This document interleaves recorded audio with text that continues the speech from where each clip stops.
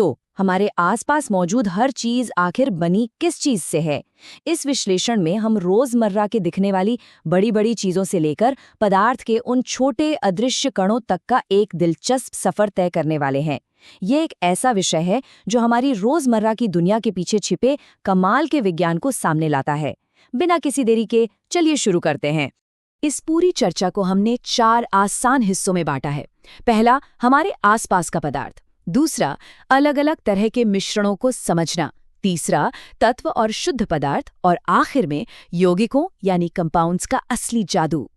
तो चलिए पहले भाग से शुरुआत करते हैं, हमारे आसपास का पदार्थ, जहां हम अपनी रोजमर्रा की चीजों को जरा करीब से देखेंगे। अगर हम अपनी रोजमर्रा की सबसे आम चीजों को देखें तो समझ आएगा कि वो कोई एक चीज नहीं बल्कि कई चीजों का मिला जुला रूप है।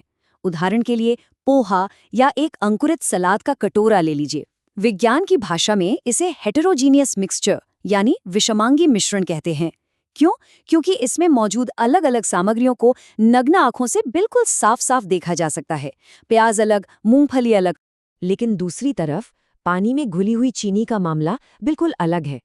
ये एक होमोजीनियस मिक्सचर या समांगी मिश्रण बनाता है। इसमें चीनी और पानी इतने बेहतरीन तरीके से आपस में घुल मिल जाते हैं कि पानी बिल्कुल एक रूप दिखता है, जैसे कि वो सिर्फ एक ही पदार्थ हो। इसमें चीनी अलग से तैरती हुई नहीं दिखती। अब आते हैं दूसरे भाग पर, विभिन्न मिश्रणों को समझना, जहां हम दिखाई देने वाली और न दिखाई देने वाली चीजों का वर्गीकरण करेंगे। अब एक बहुत ही दिलचस्प बात यह है कि मिश्रण का मतलब सिर्फ तरल पदार्थ या लिक्विड नहीं होता। विज्ञान में ठोस, तरल और गैसें आपस में मिलकर बड़े ही चौंकाने वाले रूप ले सकती हैं, जैसे कि सोडा वाटर में गैस और तरल का मिलना, या हवा में धुएं और धूल का मिलना। गैस का द्रव में घुलना हो या गैस का गैस में, प्रकृति के पास मिश्रण बनाने के अनगिनत तरीके हैं। और हैरानी की बात तो ये है कि भारी भरकम ठोस धातुएं भी होमोजीनियस मिक्सचर हो सकती हैं। इन्हें मिश्र धातु या अलॉय कहा जाता है। पीतल या कांसा जैसी चीजें इसका बेहतरीन उदाहरण हैं। इनमें अलग अलग धातुएं इतनी बारीकी से आपस में जुड़ जाती हैं कि देखने पर वो कोई एक शुद्ध धातु ही लगती हैं। ये सब सुनकर दिमाग में एक बड़ा ही दिलचस्प सवाल आता है। हमारे आसपास जो खाली जगह है, जो हवा हम सांस में ले रहे हैं, क्या वो सिर्फ एक शुद्ध गैस है या फिर कई अलग अलग गैसों का एक जटिल तैरता हुआ मिश्रण है? जो हवा दिखाई ही नहीं देती, उसकी असल बनावट क्या हो सकती है? विज्ञान के नजरिए से देखें तो हवा असल में एक बेहतरीन होमोजीनियस मिक्सचर है। इसमें लगभग 78% तो सिर्फ नाइट्रोजन है और साथ में है हमारी जीवनदायी ऑक्सीजन, कार्बन डाइऑक्साइड और जलवाष्प। और हाँ, इसमें छोटे छोटे धूल के कण भी तैरते रहते हैं। ये कण वैसे तो नजर नहीं आते, लेकिन जब कमरे में किसी दरार से सूरज की रोशनी आती है तो ये साफ नाचते हुए दिखाई देते हैं। चलिए अब आगे बढ़ते हैं अपने तीसरे भाग की तरफ, तत्व और शुद्ध पदार्थ। यहाँ विज्ञान की नज़र में वास्तविक शुद्धता की खोज की जाएगी।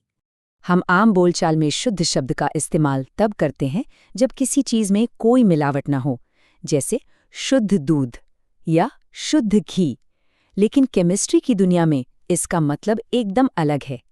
वैज्ञानिक रूप से शुद्ध पदार्थ वह है जो अपने सबसे बुनियादी कणों के स्तर पर बिल्कुल एक जैसा हो और जिसे किसी भी आम भौतिक प्रक्रिया से अलग अलग हिस्सों में न तोड़ा जा सके। इसे और अच्छी तरह समझने के लिए पानी का ही उदाहरण लेते हैं। पानी किस चीज से बना है, ये देखने के लिए इलेक्ट्रोलिसिस यानी विद्युत अपघटन का प्रयोग किया जा सकता है। इसके लिए पानी में थोड़ा एसिड मिलाकर एक 9 वोल्ट की बैटरी के जरिए उसमें बिजली प्रवाहित की जाती है।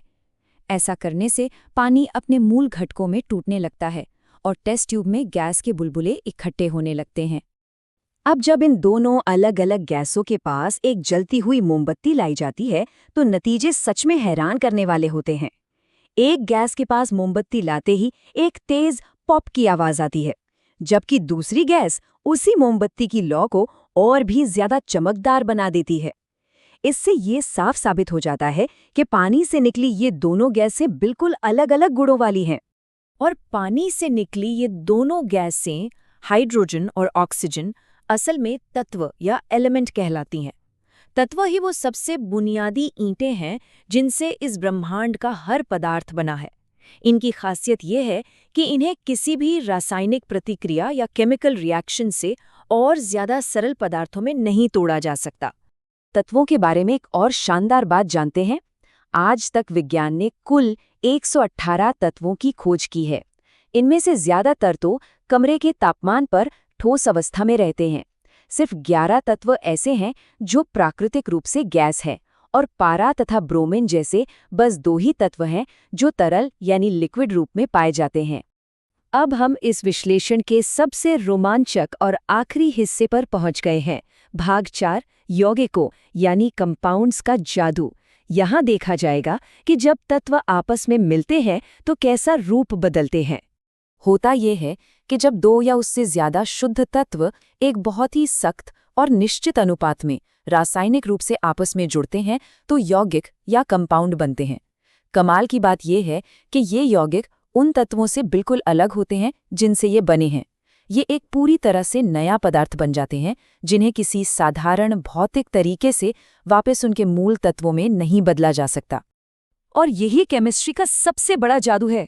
जरा सोचिए, हाइड्रोजन एक ऐसी गैस है जो तेजी से आग पकड़ लेती है, और ऑक्सीजन वो गैस है जो आग को जलने में मदद करती है। लेकिन जब यही दोनों 2:1 में मिलते हैं तो पानी बनता है। आग लगाने वाले 2 तत्व मिलकर एक ऐसी चीज बनाते हैं जो असल में आग बुझाने के काम आती है ना प्रकृति का अद्भुत चमत्कार। ऐसा ही एक और दिलचस्प उदाहरण है हमारे रोजमर्रा के खाने का नमक। सोडियम एक ऐसी धातु है जो हवा और पानी के संपर्क में आते ही भयानक प्रतिक्रिया करती है, और क्लोरीन एक जहरीली नुकसानदायक गैस है।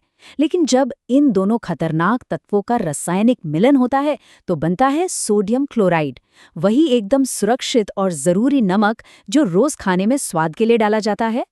तो इस पूरी चर्चा को समेटें तो बात बिल्कुल साफ हो जाती है। जब अदृश्य परमाणुओं के स्तर तक गहराई में उतरा जाता है और फिर वापस ऊपर आया जाता है तो सब कुछ समझ आने लगता है। खाने की एक प्लेट से लेकर सांस लेने वाली हवा तक हर चीज की असल बनावट साफ दिखाई देने लगती है।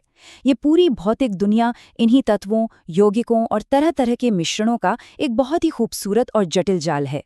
इस विश्लेषण को खत्म करने से पहले एक बहुत ही दिलचस्प सवाल सोचने के लिए छोड़ते हैं। अगर आसपास मौजूद लगभग हर चीज कोई न कोई मिश्रण या यौगिक है, तो इस वक्त बिल्कुल इसी पल ऐसे कौन से अनदेखे तत्व होंगे जो चुपचाप आपस में जुड़कर इस रोजमर्रा की दुनिया को एक आकार दे रहे होंगे। हमारे चारों तरफ लगातार चल रहा ये अदृश्य रसायन विज्ञान वाकई में कमाल का है।